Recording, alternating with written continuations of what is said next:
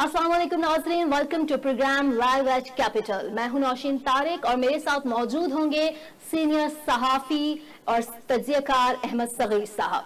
नाज़रीन, जिन मौज़ूआत को आज हम ज़ेरे बहस लाएंगे उनमें सबसे पहले अपोजिशन का किरदार, ऑल पार्टीज कॉन्फ्रेंस की कॉल, जबकि दूसरी जानिब बड़ी जमातों में हिचकिचाहट और लैक ऑफ कोऑर्डिनेशन वाज़ेह है। इसके अलावा वज़ीर आज़म नवाज शरीफ ने आज अपने ट्विटर पैगाम में मईशत के दुरुस्त सिमत में होने का जहां क्रेडिट लिया है, वहीं अपोजिशन पार्टियां मैदान में कूद पड़ी हैं और मुस्लिम लीग नून की तर्जमान मरियम औरंगजेब ने कहा है कि इमरान खान साहब के इस बयान से यह साबित होता है कि उनका दिमाग दुरुस्त सिमत में नहीं है। इसके साथ साथ ही हम नजर डालेंगे मुल्क में कोरोना के न्यूज स्तर पर, खुसूसन सिंध में 24 घंटों में 172 नए केसेस रिपोर्ट हो चुके हैं। सबसे पहले हम शुरुआत करेंगे आज के सबसे बड़े टॉपिक अपोजिशन के किरदार पर, और मैं अहमद सगीर साहब से ये क्वेश्चन करूंगी कि सर, अपोजिशन कह रही है कि हम हुकूमत के खिलाफ इकट्ठे होने जा रहे हैं, तो क्या हुकूमत के दिन गिने जा चुके हैं? देखें, ये एक दीवाने का ख्वाब तो हो सकता है, लेकिन रियलिटी नहीं है। उसकी वजह ये कि पहले तो अपोजिशन इकट्ठी तो हो जाए ना। मौलाना साहब की ख्वाहिश जरूर है कि अपोजिशन इकट्ठी हो जाए, और कोई आज से नहीं है। मौलाना आप देखेंगे जब से वो असेंबली से आउट हुए हैं, चूंकि उनको इस्लाम से ज्यादा इस्लामाबाद में इंटरेस्ट है और इस्लामाबाद में वो कहते हैं कि किसी भी सूरत जो है मैं इस्लामाबाद में रहूं।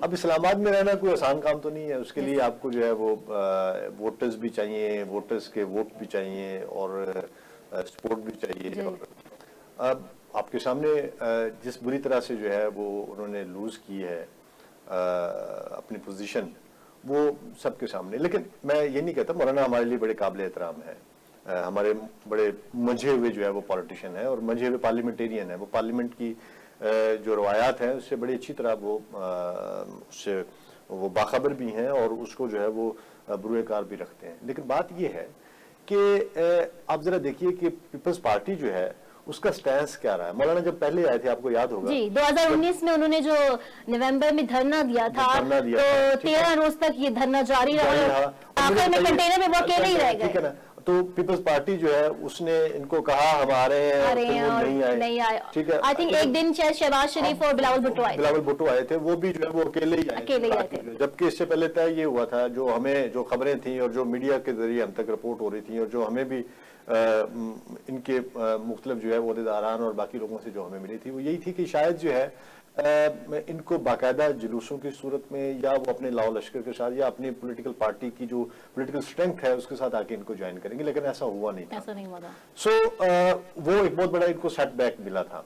और शायद मौलाना के वापस जाने में जो दीगर बहुत सारे अवामल थे, उसमें ये भी एक बड़ी वजह थी कि मौलाना को ये लग गया था पता कि मुझे उस तरह से पॉलिटिकल सपोर्ट नहीं हासिल। महमूद अचकज़ई उसके साथ खड़े थे, उनकी अपनी क्या सूरत हाल है आप बेहतर समझते हैं हिंदुस्तान के अंदर जो है। और सर, इसके बावजूद जब ये अब दूसरे स्टांस के साथ सामने आए हैं और बिल्कुल उससे, तो इन्होंने माजी में अपने उस धरने से कुछ सीखा नहीं है, क्योंकि अभी वो नाराज हो गए थे पीपल्स पार्टी से और फिर उनका नवाज शरीफ का टेलीफोनिक राब्ता भी हुआ है पिछले दिनों, जिसमें उन्होंने उनके तहफ़्फ़ुज़ात दूर करने की कोशिश की है। लेकिन आप ये जानते हैं कि बड़ी पार्टियां जो हैं वो एक डिफरेंट अपने अंदर राइवल्स भी हैं, नून लीग और पीपल्स पार्टी। बात ये है कि ये जो है ना, ये जो पावर कॉरिडोर्स है ना, पावर कॉरिडोर से जब आप आउट होते हैं ना, तो ये आप उनसे पूछें जो आउट होते हैं, उनको रात को नींद नहीं आती, वो ख्वाब में हड़बड़ा के उठ के बैठ जाते हैं। उनको लगता है कि उनसे जैसे उनकी पूरी जिंदगी के जो जमा पूंजी है वो छीन ली गई है। मौलाना ने जरा आप उठाइए, नवाज शरीफ मियाँ साहब के दौर से लेके फिर मुशर्रफ के दौर में भी वो इक़्तिदार में रहे, मुशर्रफ दौर के बाद पीपल्स पार्टी आई तब भी वो इक़्तिदार में थे, पीपल्स पार्टी के बाद जो है फिर नून लीग आई तब भी वो इक़्तिदार में थे, नून लीग के बाद जाके पीटीआई आती है और वो इक़्तिदार से बाहर। अब आप जरा मुशर्रफ साहब का दौर, उससे पहले जो है वो 2.5 साल 3 साल जो है नून लीग के वो देख लें और फिर 5-5 साल इनके लगा लें, तो इतना अरसा जो 25 साल जो है जिसने कश्मीर कमेटी की चेयरमैनशिप इंजॉय की, जिसने जो है वो पार्लियामेंट उसके अंदर लाजिस के अंदर भी कमरा बुक रखा और उसने जो है वो म्युनिसिपल कॉलोनी के अंदर भी जो है एक बंगला लिए रखा, उसको अचानक यकायक अपना सामान उठा के डेरा इस्माइल खान जाना पड़े तो उसके दिल पे क्या गुजरेगी। आप इसका अंदाजा जो है जरा मौलाना से पूछेंगे तो आपको होगा। बहरहाल ये कि मौलाना की विश तो है, विश तो है कि पार्टी और लीग हो पाएंगी। देखिए बात ये है कि उनकी जरा आप स्कोरिंग देख लें ना, पार्लियामेंट के अंदर उनका कितना बड़ा स्कोर है, पीपल्स पार्टी का भी बहुत बड़ा स्कोर है और नून लीग का भी बहुत बड़ा सपोर्ट है। नून लीग जो है वो पंजाब के अंदर आप देखें कि वो सबसे बड़ी पार्टी है पीटीआई के बाद, और पीटीआई की एक कोलिशन गवर्नमेंट है, पीटीआई की अपनी गवर्नमेंट नहीं है, उनके साथ जो है वो चौधरी भी बैठे हुए हैं, उनके साथ जो है वो बाकी भी लोग बैठे हुए हैं, ठीक है। सो अगर नून लीग चाहे थोड़ी बहुत जोड़ तोड़ करके या मामला को वो करके, या जहाँ पे आपको पता है हार्स ट्रेडिंग जो है वो होती है, आम है हमारे यहाँ जो है, या यहाँ पे जो है फॉरवर्ड ब्लॉक के नाम पे जो है हमेशा पॉलिटिक्स की जाती रही है। सो अगर इस तरह की जो है वो डर्टी पॉलिटिक्स होती है पंजाब के अंदर, तो नून लीग अपनी नंबर गेम तक पहुंच सकती है, या वो उन चौधरियों को साथ मिला लेते हैं तो भी जो है, आपको याद होगा कुछ दिन पहले बात चल रही थी कि सारी मुस्लिम लीग जो है वो इकट्ठी हो जाएगी, ग्रैंड मुस्लिम लीग की बात हो रही थी। तो अगर उस तरह की कोई कहानी चलती है तो फिर तो जो है वो मुस्लिम लीग पंजाब के अंदर भी इकट्ठी है, वो जीडीए जो है जो वो उसके अंदर भी जो है वो फंक्शनल लीग बैठी हुई है, अगर वो फंक्शनल लीग भी टूट जाती है तो फिर आप देखें कि मरकज में भी जो है वो टफ टाइम मिल सकता है। सो ऐसी सूरत हाल में नंबर गेम जो है नून लीग के पास ज्यादा है, वो क्यों चाहेंगे कि वो सारा कुछ छोड़ के असेंबली को खुदा हाफिज कहके और वो जो है सड़कों पे आ जाए, ये उनको किसने मतलब कौन मशवरा देगा उनको? और सर वैसे भी नून लीग के अपने अंदर भी तो इस वक्त काफी सारे फैक्टर्स हैं जो उनको हुकूमत के अगेंस्ट आने में मतलब इतना वो नहीं करेंगे। नवाज शरीफ साहब के ऊपर जो केसेस चल रहे हैं, इसके अलावा मरियम नवाज और शहबाज शरीफ, ये सारी चीजें भी तो एक बहुत बड़ा फैक्टर है, इसमें कोई शक नहीं है। लेकिन देखिए बात ये है कि हमेशा मेरे पास अगर कुछ नहीं है तो मैं कहूंगा यार मेरे पास तो कुछ नहीं है, इसके पास जो है ना ये भी मैं ले लूं, या ये भी अपना सब कुछ छोड़ के मुझे आके ज्वाइन कर ले। लेकिन अगर मेरे पास, आपको याद है मौलाना के पास जब इमरान खान का धरना था तो मौलाना साहब जो है उस वक्त असेंबली में थे, और उस वक्त जो इन्होंने नहीं कहा कि जो है वो हम असेंबली से रिजाइन कर देंगे या हम जाके जो है वो ये कर देते हैं। अब इनको जो है वो रिजाइन की क्यों वो इतना ज्यादा जो है वो मैं अब उसको दर्द ही कहूंगा ठीक है ना, थोड़ा ज्यादा हो जाता है मेरे लेवल पे। लेकिन ये कि बहरहाल मैं समझता हूं कि इनको थोड़ा सा इस चीज की अंडरस्टैंडिंग तो है कि अल्टीमेटली अगर ये छोड़ के आते हैं फिर नए इलेक्शन होते हैं, और नए इलेक्शन के बाद मौलाना का चांस बनता है कि वो असेंबली में आएंगे, पार्लियामेंट में आएंगे, और फिर इनको कोई पॉलिटिकल शेयर मिल सकता है। मौजूदा सूरत हाल में अगर 3 साल और इसी तरह चल जाते हैं तो मौलाना तो 3 साल और आउट है।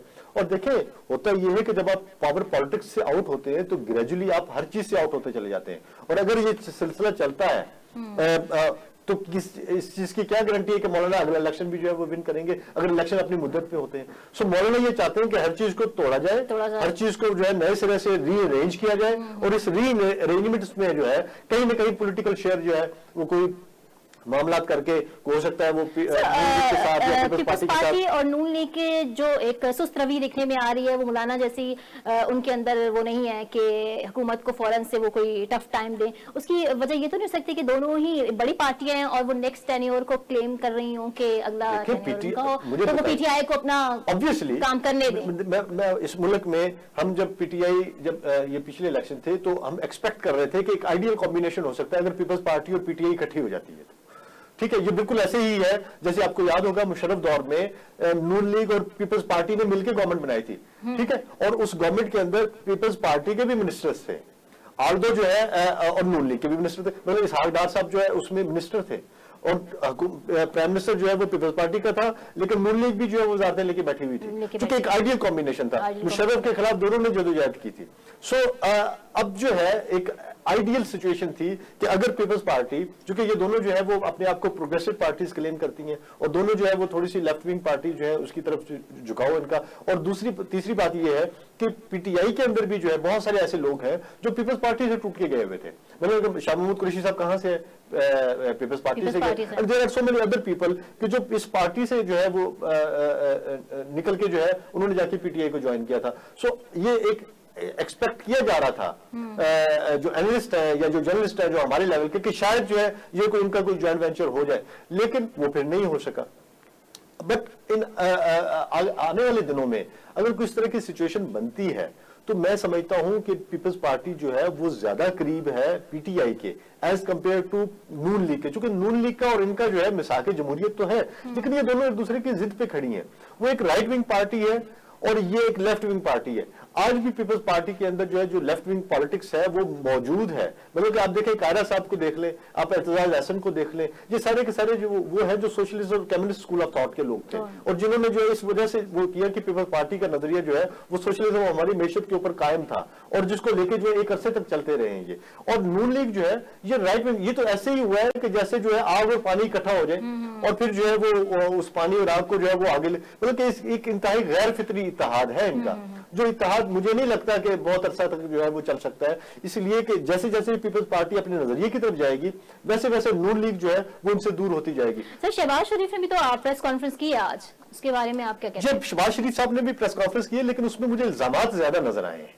उसकी वजह यह कि कोई कंस्ट्रक्टिव कोई बात कोई ऐसी उसमें से मुझे निकलती हुई नजर नहीं आई। उन्होंने जितने भी अपने जो भी उनके इतनी देर बैठ के उन्होंने मीडिया को हाईजैक किए रखा और उस हाईजैकिंग के अंदर जो चीजें मुझे मिली हैं वो मेरे काम की नहीं है या उनमें से मुझे कोई ऐसी इंफॉर्मेशन नहीं मैं समझता कि जो मुझे बीइंग जर्नलिस्ट जो है जो मुझे जो है इस बात पे वो एग्री करे कि हाँ वाकई जो है वो ठीक कह रहा है। मतलब कि वो मजा आता कि अगर वो आदाद शुमार के साथ आता, मजा आता कि वो जो फैक्ट्स एंड फिगर्स जो है उसको कोट करके उसको बता के कह रहा होता कि देखिए जी ये चीजें हैं। अब आपने हवाई बातें की हैं, उन्होंने ये कर दिया, वो यूं है वो यूं है वो यूं है, मतलब बॉडी लैंग्वेज से ये नहीं लगता कि वो कोई मौसर और जामे किस्म की तहरीक लाएंगे हुकूमत के खिलाफ? देखिए तहरीक अगर लानी होती तो अभी भी वो देखिए उनके बेशतर मिनिस्टर कह रहे हैं कि नहीं जी हम पीटीआई को कुछ नहीं कहेंगे, ये अपनी मौत आप ही मर जाएंगे, इन्होंने जो मामला किए हुए हैं ये आस्ता आस्ता जो है वो डेड होते चले जाएंगे, वो इस तरह की बातें कह के अपना दामन छुड़ा लेते हैं। लेकिन ये है कि वो कोई इस तरह की एक तहरीक जिसकी तरफ आप इशारा कर रही है कि ये ले आए लोगों को सड़कों पर ले आए, मैं नहीं समझता। देखें पीटीआई ने एक बात तो है कि पीटीआई ने हो सकता है अपनी पॉपुलैरिटी कम की हो लेकिन पीटीआई बहरहाल आज भी अपने सपोर्टर्स और वोटर्स के अंदर मौजूद है। अभी भी उसका वोटर और सपोर्टर जो हार्डकोर था वो उतना हार्डकोर नहीं है, वो जो बहुत ज्यादा उसके लिए लड़ रहा था जान मार रहा था जो बहुत ज्यादा बाहर निकलता था वो थोड़ा सा पीछे जरूर हटा है लेकिन ये नहीं कह सकते कि वो घर के अंदर जाके बैठ गया, वो अपनी जगह पे मौजूद है। अब इनको उसको निकालने के लिए कौन कौन से पापड़ बेलने पड़ेंगे ये अभी वक्त बताएगा। अब ये देखिए कि इन्होंने जब मियां साहब को निकाला था तो इन्होंने क्यों जीटी रोड का इंतखाब किया था? इनका ख्याल था कि हम जब जीटी रोड पे जाएंगे, जब इन्होंने कहा कि वोट को इज्जत दो ये नारा लेके और इस नैरेटिव के साथ भी यहाँ से निकले थे तो इनके साथ वो जो एक्सपेक्ट की जा रही थी लोगों की जो है वो कि शायद सारा जहान बाहर निकल आएगा या शायद वो जो जजेस तहरीक की तरह जो है सारा लाहौर उमड़ आएगा और सारा जो है वो इर्द गिर्द का जो जीटी रोड के शहर है वो सारे जो है वो मियां साहब को जो है वो सलाम करने के लिए और मियां साहब के साथ शामिल हो जाएंगे और ये जाके लाहौर में पता नहीं तख्ते लाहौर को हासिल कर लेंगे। नहीं हो सका। उसकी वजह यह है कि बड़े थोड़े लोग थे और इसीलिए आपको याद होगा कि ये बड़ी तेजी से निकले थे और उन्होंने एक बच्चा भी मार दिया था। वो तेजी का करिश्मा था कि एक बच्चा जो है इनकी गाड़ी के नीचे आ गया, वरना तो आपको ये भी आप याद करें जब जजेस बहाली मूवमेंट थी और जब एतजाज हसन जो है वो गाड़ी चला रहे थे और साथ उनके जो है चीफ जस्टिस बैठे हुए थे तो वो कितने दिन में पहुंचे थे यहाँ पे, और जब इमरान खान वहां से निकले थे तो ये कीड़ी चींटी की रफ्तार जो इनकी वो थी और बिल्कुल छोटी नन्ही मुन्नी उससे जो है वो कदम उठाते हुए जो है ये यहाँ पहुंचे थे। उसकी वजह यह है कि ये जीटी रोड के साथ इर्द गिर्द आप देखिए कि बहुत ज्यादा शहर है।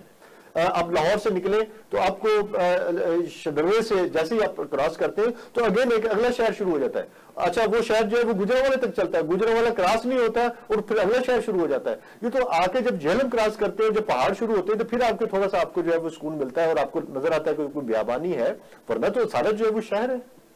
अब इन शहरों के अंदर जो है ये कहना कि वहां पे जो है वो आपको लोगों की जो है वो मिकदार कम मिलेगी या लोग उस तरह से आके आपको ज्वाइन नहीं करेंगे या ये बड़ी अजीब सी बात है। सो इन्होंने भी यही प्लानिंग की थी कि हम जाएंगे तो ये सारा जीटी रोड जो है ये हमारे साथ निकलेगा और हम जाके लाहौर को जो है वो फतह कर लेंगे, और फिर नहीं हुआ था।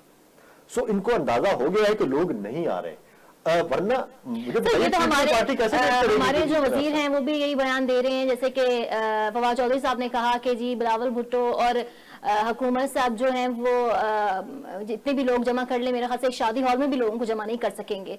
तो आपको नहीं लगता कि हुकूमत जो है इस हवाले से थोड़ी सी ओवर कॉन्फिडेंस हो रही है, मतलब शो कर रही है? मैं नहीं समझता कि गवर्नमेंट ओवर कॉन्फिडेंट है। Government is very much in confidence because government देखें उनके पास दो तीन चीजें हैं। उनके पास जो सिविल जो होती हैं जो रिपोर्ट्स आती हैं जो मुख्तलिफ जो है वो भी उन तक पहुंचती है।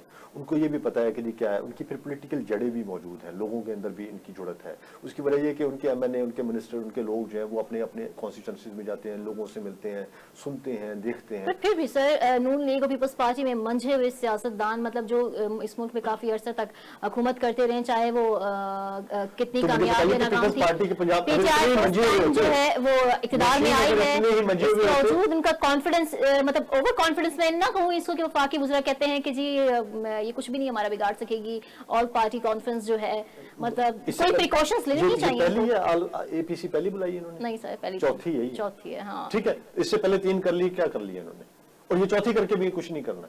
उसमें एक एलामिया जारी होगा कि हमने ये कुछ करना है, और फिर उसके बाद इन्होंने खामोश हो जाना, क्योंकि इन्होंने अपने वोटर भी, इन्होंने अपने पार्टी के लोगों को नहीं बताना कि हम कुछ कर रहे हैं, वरना लोग कहेंगे कि आप तो कुछ भी नहीं कर रहे, आप तो फ्रेंडली अपोजिशन बन गए, अब तो आपने तो कुछ भी नहीं किया। सो इनको देखें, बात ये है, और आपने इससे पहले जो कहा, अगर इतने ही ये पीपल्स पार्टी के या बाकी लोग इतने ही स्मार्ट जो है वो होते, तो क्या पीपल्स पार्टी पंजाब में वाइप आउट हो जाती, इस तरह से वॉश हो जाती जिस तरह से अब अभी हुई है? ठीक है, पीपल्स पार्टी को अपने वजूद बरकरार रखना जो है वो अपर पंजाब में मुश्किल हो गया। मुझे बताइए कि पिंडी के अंदर जो है 1 सीट नहीं ले सकी, यहाँ पे हालांकि वो उनके अपने पुराने लोग थे, ठीक है। फिर आप ये देखिए लाहौर के अंदर किस बुरी तरह से जो है इनको पछाड़ा उन्होंने। सो जीटी रोड के साथ साथ इवन साउथ पंजाब जिसको हम पीपल्स पार्टी का गढ़ कहते थे, हम कहते थे कि यार साउथ पंजाब से पीपल्स पार्टी जरूर सीटें निकालेगी, और हमेशा निकालती आई है। साउथ पंजाब में भी जो है इनको उन्होंने उड़ा के रख दिया। सो आप ये देखिए कि इनके पास जो है इनको अपना वजूद, ये तो सुकड़ के जो है वो सिंध तक पहुंच गए थे। सो अगर इतना ही होता, केपीके के अंदर आप देख लें, केपी में इन्होंने क्या किया। बात यह है कि इन्होंने, एक तो ये कि इनका ख्याल था कि हम जाके बेनजीर भुट्टो शहीद की कब्र के पीछे छुप जाएंगे और हमें लोग जो है वो एक बार फिर इस्तेसना दे देंगे और लोग फिर हमें जाके वोट डाल देंगे। ऐसा नहीं है, अब लोग जो है वो डिलीवरेंस पे आते हैं। इन्होंने क्या डिलीवर किया? नून लीग ने अगर मार खाई थी जब पीपल्स पार्टी की हुकूमत थी और नून लीग आई है, तो पीपल्स पार्टी ने एक ही चीज पे मार खाई थी, और वो बिजली थी। अच्छा, नून लीग जो है इसने आगे कहा कि हम बिजली पूरी करेंगे, इन्होंने बिजली की बड़े कोशिश की, इन्होंने बिजली पूरी करने की, लेकिन दूसरी तरफ जो है इन्होंने जो कार्रवाइयां की और जो इन्होंने किकबैक्स और जो कमीशन लिए और जो बाकी मामला किए, और जिस तरह से फिर इन्होंने जो है वो खेलना शुरू कर दिया जो है वो कोर्ट्स के साथ, और जिस तरह से इदारों के साथ इन्होंने खेला, और फिर आपको याद होगा वो जो डॉन लीग्स की जो हुई और जो फिर जो कुछ भी हुआ, तो उसके बाद इनका सर्वाइवल जो है वो सबको नजर आ रहा था कि यार बहुत मुश्किल हो जाएगा, ये तो इदारों के साथ लड़ने लग गए थे। देखिए, जब आपको ताकत मिलती है तो या तो अल्लाह आपको इख्तियार देके आजमाता है या आपसे सब कुछ लेके आजमाता है। सो अल्लाह ने इनको एक आजमाइश दी थी और उस आजमाइश में ये पूरा नहीं उतरे। इनको अल्लाह ने एक बार फिर जो है वो, अगर ये 35 पंक्चर ना लगाते, चलो 35 पंक्चर लग गए, आपको इख्तियार मिल गया, आपको आ गए, उसके अंदर जो है आपको जो है वो अच्छी खासी मेजोरिटी भी मिल गई, आप इस पोजीशन में भी आ गए कि अपनी मर्जी के बिल जो है वो पास करवा सके, तो आपने किया क्या लोगों के लिए? लोग तो जो है वो वैसे जो है, आपको पता है इनके दौर में जो है मूडीज ने 5% डाउन रेटिंग दी थी इनकी, ठीक है, जो इकोनॉमिक रेटिंग इनकी आई थी। सो इकोनॉमी इनकी बैठ गई थी, बाकी चीजें इनकी जो है वो नीचे जा रही थी। तो कैसे हम ऑपोजिशन के इस किरदार को अगर हम सम अप करें, और मैं आपसे जानना चाहूँ कि आप क्या समझते हैं कि ऑपोजिशन का कलेक्टिवली रोल आप कैसे देख रहे हैं इस वक्त? ये कॉल्स और ये प्रेस कॉन्फ्रेंसेज और ये ब्लेग, इसके इन सब के तनाजुर में आप इसको जरा सम अप करें इस टॉपिक को कि आप क्या? मशीन बात ये है कि इमरान खान धरने पे था और ये अंदर बैठ के पता क्या कह रहे थे कि पार्लियामेंट है, फोरम, यहां आके बात करो। तो अब इनको पार्लियामेंट नजर नहीं आ रही। अगर पार्लियामेंट, उस वक्त भी पार्लियामेंट फोरम था और आप इमरान खान को दावत दे रहे थे कि आए और आके पार्लियामेंट में हमसे बात करें और पार्लियामेंट में हमसे सवाल करें और पार्लियामेंट के अंदर आप जो है ना हमसे आके जो है जो पूछना पूछे, हम आपको जवाब देंगे, तो क्या आज जो है वो पार्लियामेंट खत्म हो गई है? आज भी तो पार्लियामेंट उसी जगह पे मौजूद है ना, आज भी जो है वो नेशनल असेंबली का इजलास हो रहा है, आज भी सेनेट के इजलास होते हैं, तो आप क्यों नहीं जाके पार्लियामेंट में उनसे बात करते? पार्लियामेंट में भी बात कर रहे हैं, तो फिर सड़कों पे आने की क्या वजह है? बात यह है कि सिर्फ और सिर्फ जो है ये गोगलों के ऊपर से मट्टी उतार रहे हैं। इन्होंने अपने वोटर और सपोर्टर को बताना है कि भाई हम मरे नहीं है, हम जिंदा हैं और हम ऑपोजिशन कर रहे हैं और हम आ रहे हैं आपके अंदर। ये सारी की सारी गेम है। इनका ख्याल है कि अगर हम थोड़ा प्रेशराइज करके किसी तरह करके अगर हम मिड टर्म में चले जाते हैं या उसके लिए आमादा कर लेते हैं, जो कोई इस तरह की गेम बन जाती है, तो शायद वाली बात हो जाए। अगर मुझे नहीं लगता कि ऐसा भी कुछ होगा। यहाँ एक ब्रेक लेते हैं और ब्रेक से वापस आकर हम डिस्कस करेंगे कि वजीर आजम का जो आज का ये पैगाम है, ट्विटर पैगाम है कि मैशियत दुरुस्त सिमत में है, वो कितना दुरुस्त है। Stay with us.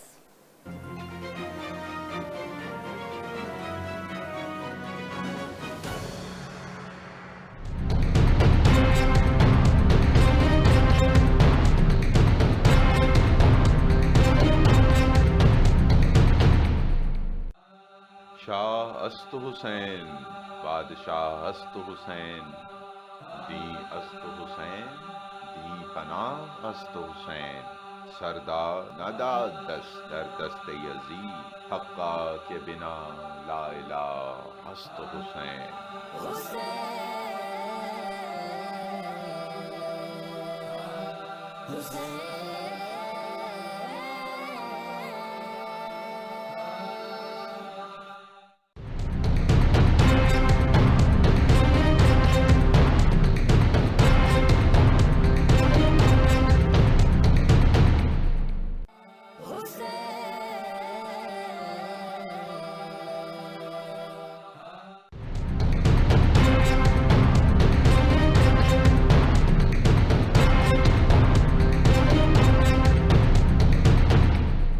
कत्ले हुसैन असल में मर्गे यजीद है, इस्लाम जिंदा होता है हर करबला के बाद।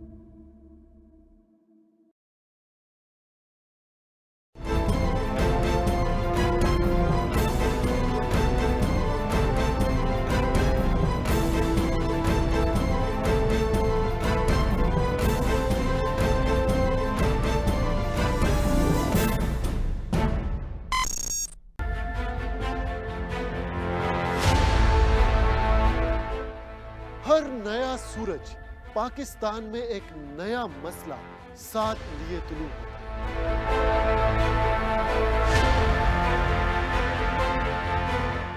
और दिन इन्हीं मसाइल के हल के नजर हो जाता है। हमारी सियासी रवायात हमें अपने दिलो जान से अजीज है, मगर अब कोई इल्जाम नहीं, कोई बहस नहीं, कोई ब्रेकिंग न्यूज नहीं, क्योंकि मैं रखता हूं सवाल का और मांगता हूं जवाब दलील के साथ।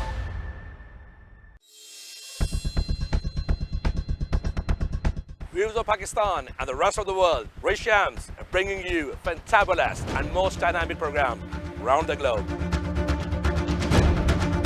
which is full of legends, celebrities, politicians, current affairs, entertainment, sports, and much more. So stay tuned on your favorite TV channel, CNN.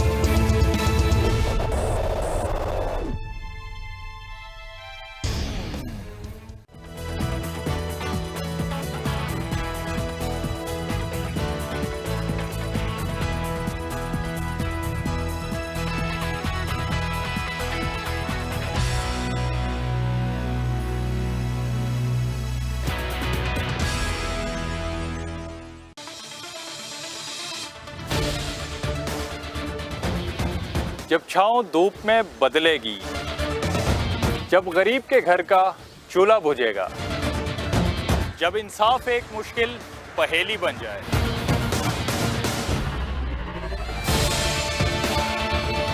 जब तालीम और रोजगार आम आदमी के लिए नायाब हो जाएगा, तब मेरे मुल्क के हर एक कोने से एक ही आवाज आएगी, ये तो होगा।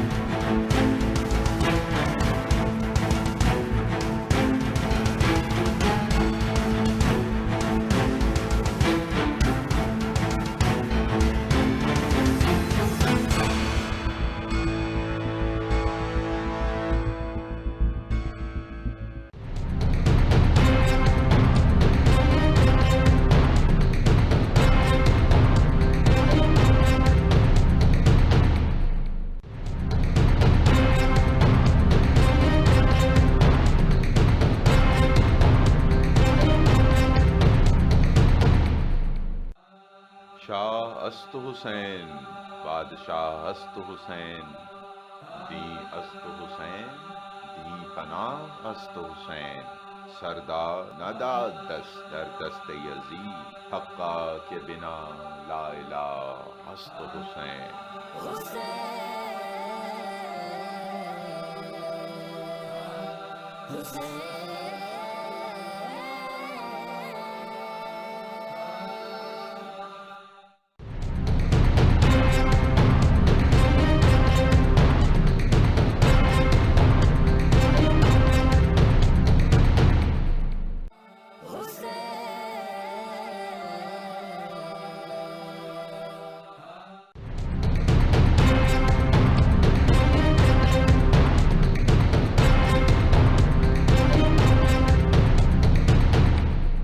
कत्ले हुसैन असल में मर्गे यजीद है, इस्लाम जिंदा होता है हर करबला के बाद।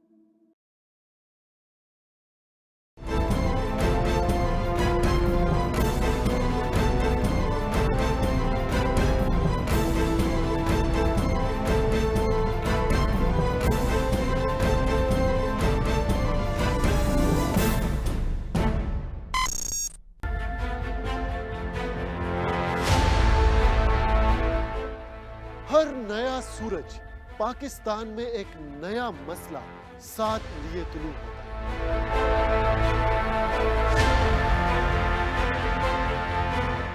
और दिन इन्हीं मसाइल के हल के नजर हो जाता है। हमारी सियासी रवायात हमें अपने दिलो जान से अजीज है, मगर अब कोई इल्जाम नहीं, कोई बहस नहीं, कोई ब्रेकिंग न्यूज नहीं, क्योंकि मैं रखता हूं सवाल का और मांगता हूं जवाब दलील के साथ।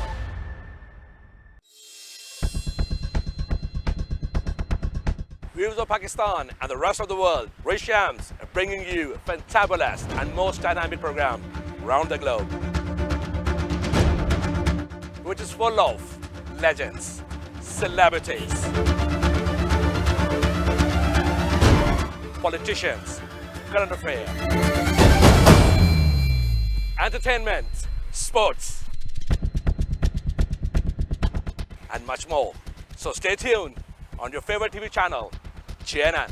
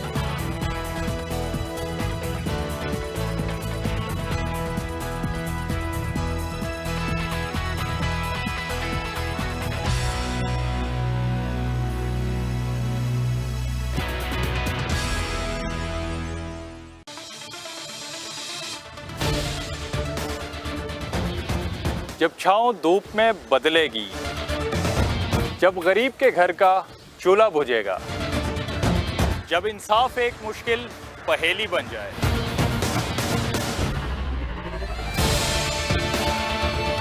जब तालीम और रोजगार आम आदमी के लिए नायाब हो जाएगा, तब मेरे मुल्क के हर एक कोने से एक ही आवाज आएगी, ये तो होगा।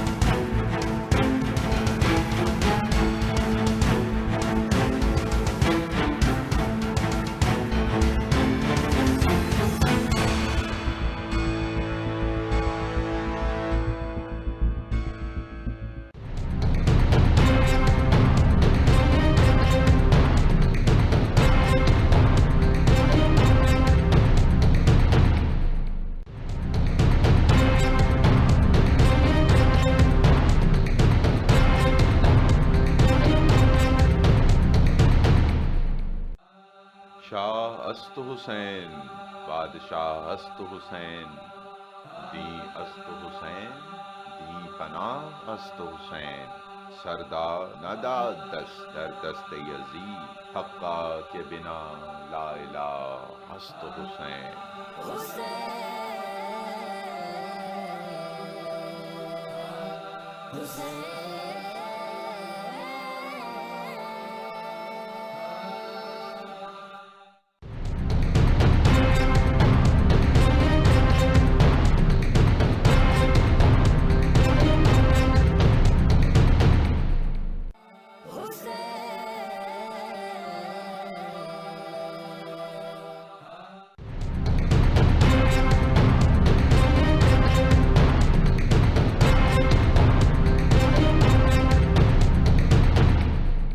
कत्ले हुसैन असल में मर्गे यजीद है, इस्लाम जिंदा होता है हर करबला के बाद।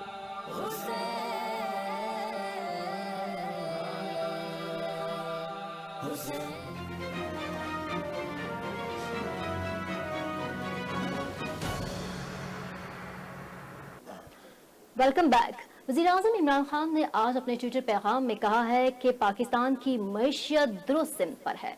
ये एक बड़ा ऐलान, एक बड़ा दावा है। इमरान खान ने मज़ीद ये कहा है कि जुलाई 2019 में मुल्क का करंट अकाउंट खसारा $613 मिलियन था, जो कि जून 2020 में कम होकर $100 मिलियन पर आ गया है।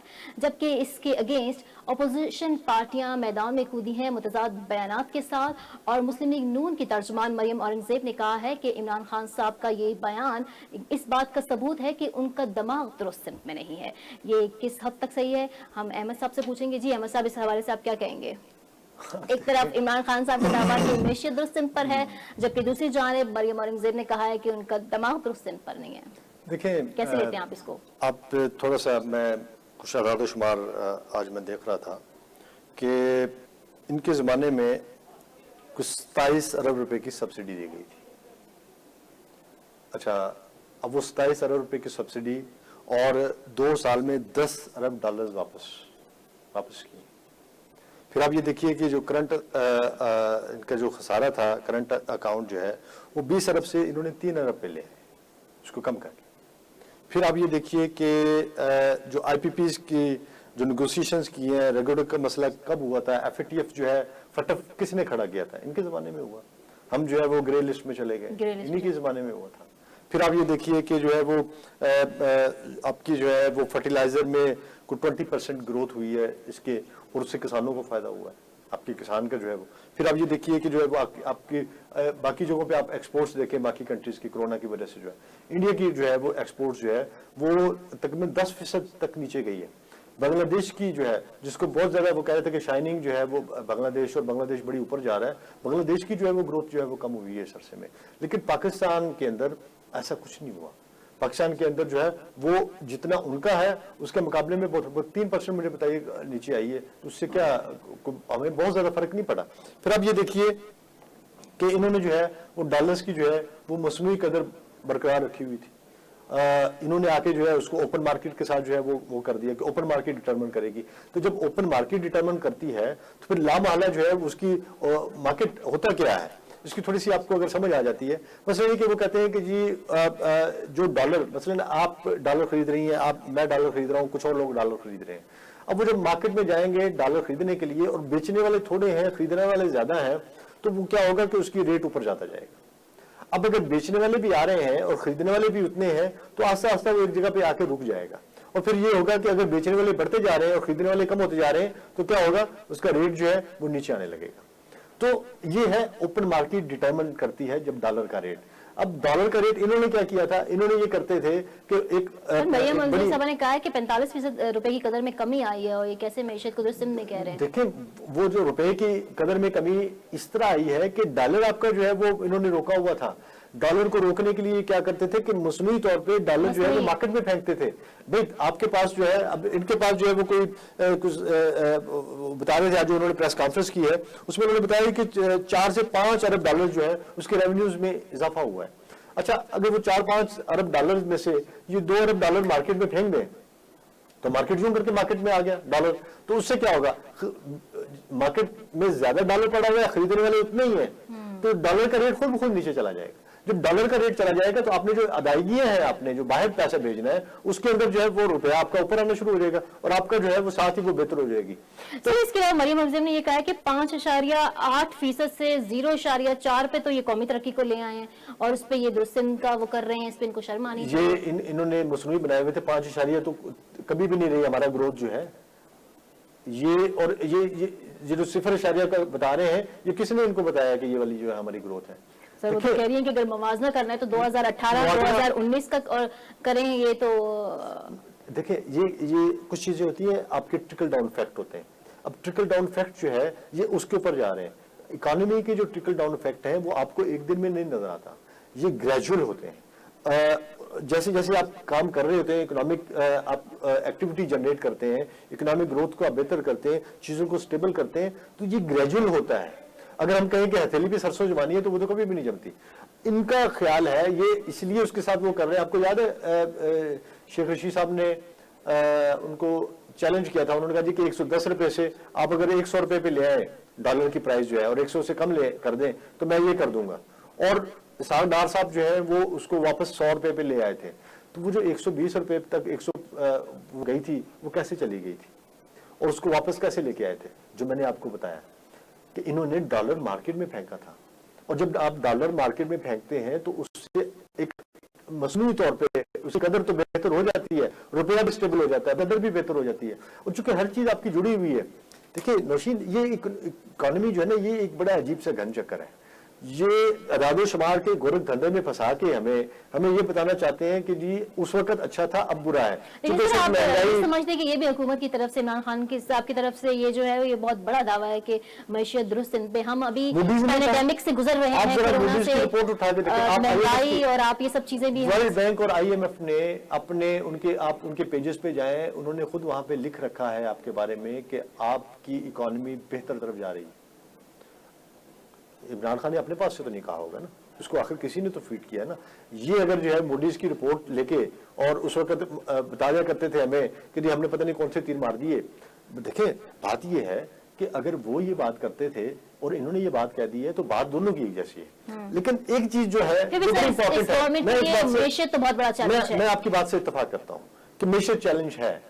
आम आदमी को इससे कोई गर्ज नहीं है कि मूडीज क्या कहता है, आम आदमी को इससे कोई गर्ज नहीं है कि आपकी GDP, आपकी ग्रोथ कहां जा रही है, आम आदमी को इससे कोई गर्ज नहीं है कि आपके रिजर्व जो है वो बढ़े हैं या कम हुए हैं, उसको इससे कोई गर्ज नहीं है कि रेमिटेंस में इजाफा हुआ है या कमी आई है, उसको इससे कोई गर्ज नहीं है कि आपके यहाँ जो है जो इशारे हैं आपके वो बेहतरी की तरफ जा रहे हैं या नीचे की तरफ आ रहे हैं। वो ये सोचता है और वो ये देखता है और वो ये जानता है कि जनाब मुझे क्या मिल रहा है। और आम आदमी जो है वो इसमें कोई शक नहीं है कि वो तकलीफ में है, इसमें कोई शक नहीं है कि आम आदमी के जो है मसाइल थोड़े बहुत। मैशियत एक बहुत बड़ा, जैसे कि आपने कहा कि बहुत ही इसके डायनामिक्स उनको डिस्कस फिर किसी डिटेल में करेंगे। सर अभी एक नया वो NCOC का एक अलर्ट आ गया जी, पाकिस्तान में जो है वो कोरोना की वापसी यानी एक न्यू स्पेल की तरफ हम होने वाला है। और वज़ीर आला सिंध ने भी इस चीज को वो किया कि जी 72 घंटों में, खुसूसन सिंध में 24 घंटों में 172 नए केसेस भी रिपोर्ट हुए। सो 15 सितंबर से स्कूल खुलने जा रहे हैं सर, और आपके तमाम तालीमी इदारे ओपन हो जाएंगे, आपका ट्रांसपोर्टेशन सिस्टम ओपन हो चुका है, सियाहती मकामात ओपन हो चुके हैं, और उसमें इस चीज का अब अलर्ट आना कि एक नया स्पेल है, तो आप इसको कैसे देखते हैं? नहीं देखिए, एक होती है इसकी विरुलेंसी और दूसरी होती है इसके अंदर जो जिस तेजी से, जिस रफ्तार से, जिस ताकत से ये आया था वो ताकत इसकी कम हो गई है।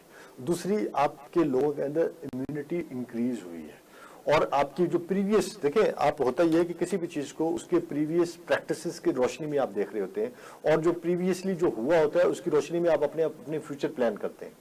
हमारे यहाँ बहुत अच्छी तरह से इन्होंने निपटाया उसको। आज भी जो है आप देखें कि लाहौर के हम रेडी हैं, ठीक है, हम रेडी हैं। उसमें दो चीजें ऐड कर लें। एक एडिशन उसमें ये है कि अगले महीने से मोस्ट प्रोबेबली दुनिया का एक मुल्क जो है सितंबर के शायद मिड में या सितंबर के एंड में जो है वैक्सीन भी लॉन्च कर देगा। अच्छा, वैक्सीन भी आपके पास मौजूद होगी।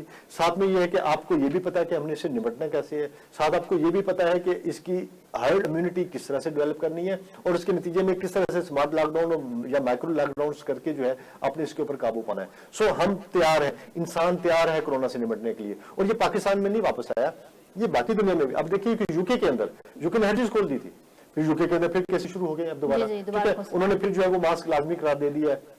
उन्होंने फिर जो है वो उन्होंने कहा जी कि इवन जो मास्क नहीं पहनेगा उसको 10 जो है 10 ये जो अपना 10 लाख जो है वो पाउंड जो है वो उसको जुर्माना किया जाएगा वहाँ पे। सर इनिशियली तो हमने जैसे ही कोरोना का स्पेल आया हमें तालीमी इदारे बंद कर दिए, हमने ट्रांसपोर्टेशन को महदूद कर दिया, लेकिन अब तो ये सब खुलने जा रहा है और इस दौरान कुछ नहीं हम होगा। निमट लेंगे इस चीज से। हम आसानी से निपट लेंगे। उसकी वजह ये है कि ये पाकिस्तान में कोरोना जो है ये नहीं है कि ये यकदम जो है वो एक्सपैंड कर जाएगा और हर जगह पे फैल जाएगा, ये पॉकेट्स में है और पॉकेट्स में इससे निपटा जा रहा है। मैं आपको बता रहा हूँ ना कि लाहौर के 18 इलाके आज भी जो है वो लॉकडाउन है, रावलपिंडी के 3 इलाकों में आज भी लॉकडाउन चल रहा है, आज भी गुजरांवाला के जो है वो 3-4 इलाकों में जो है वो वहाँ पे। सर मेरा कंसर्न ये है कि जब अभी तालीमी इदारे खुल जाएंगे और जो हमारे मतलब स्टूडेंट्स हैं और फिर इसके ट्रांसपोर्टेशन और इस सब चीजों को हम कैसे वो देखिए करेंगे? तालीमी इदारों में 2 तरह के वो होते हैं, जो आपके हायर एजुकेशन है वहाँ पे यूथ है, यूथ को वैसे भी ये इफेक्ट इतना नहीं करता।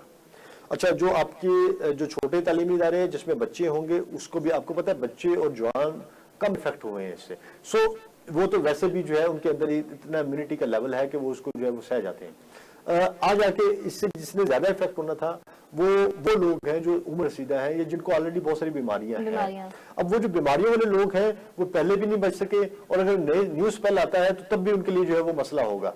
उनके लिए ये है कि बराए मेहरबानी जो है वो जो SOPs दिए जाए गवर्नमेंट जो है उसके ऊपर अमल दरामद किया जाए।